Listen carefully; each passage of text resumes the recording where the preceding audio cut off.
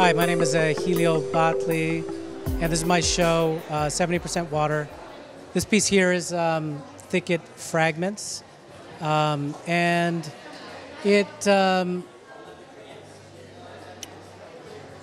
my work generally don't have a set idea in mind when I start to paint, so I'm very intuitive about it.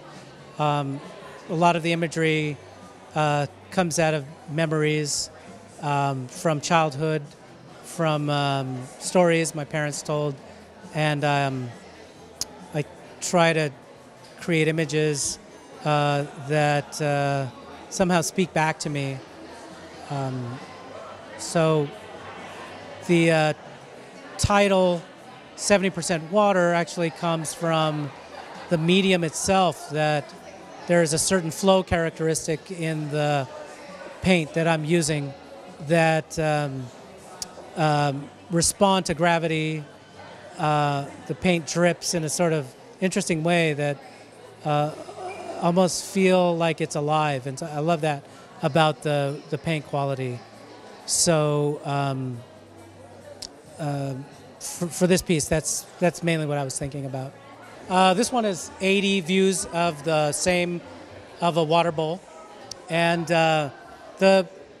this is actually the same water bowl, but different views of it.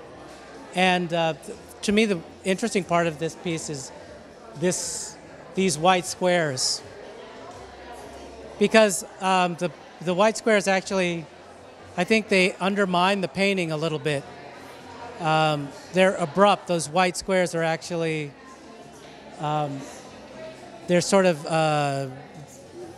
they're so opaque, and everything else is so translucent.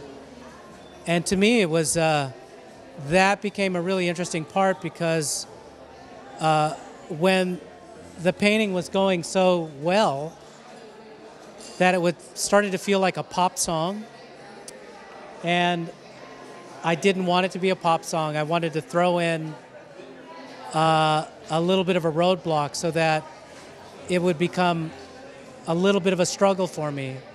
And I was hoping that, and I kind of had a hunch that the struggle could be played out on the canvas. So I thought, I'm going to go completely opaque with this at different spots, and I like it. I think it creates an interesting discordant part of the work that makes it much more interesting, much more alive.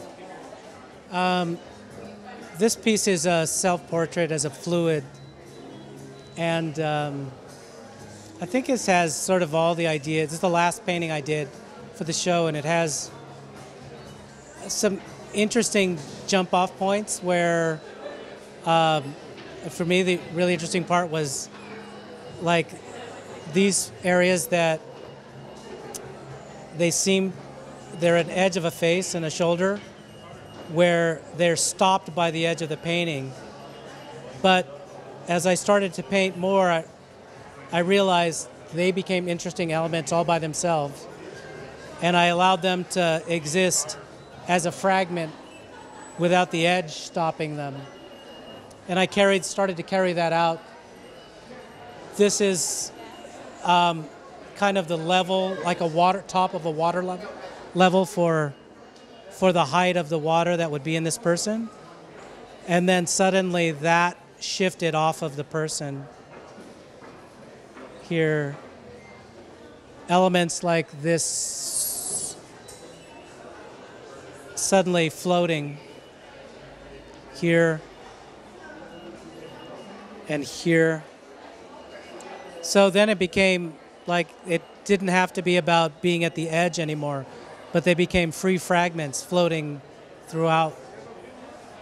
But this piece, again, I painted them randomly, individual pieces randomly, put them back onto a singular large panel, and then I tried to bring them back all together to tell one story again, because they were sort of separate stories. And again, I try to do things as I'm working to make it more interesting for me. visually by, creating these completely opaque areas that were disruptive. Like you come along to these areas, and they would just be sort of jarring, and then I have to try to resolve that with other elements around it. So it became kind of this puzzle, sort of fun, sort of game that I play with myself in trying to resolve these very disparate elements until I can make it work. And the beauty of working with these tiles that I've never done before, working with tiles, I mean, is that when I wasn't happy with it, I could just take the tile off and pop in another one and keep going. So it really liberated my painting, became much more interesting to me and much more fluid, and I never felt trapped. So it became really much more fulfilling as a process.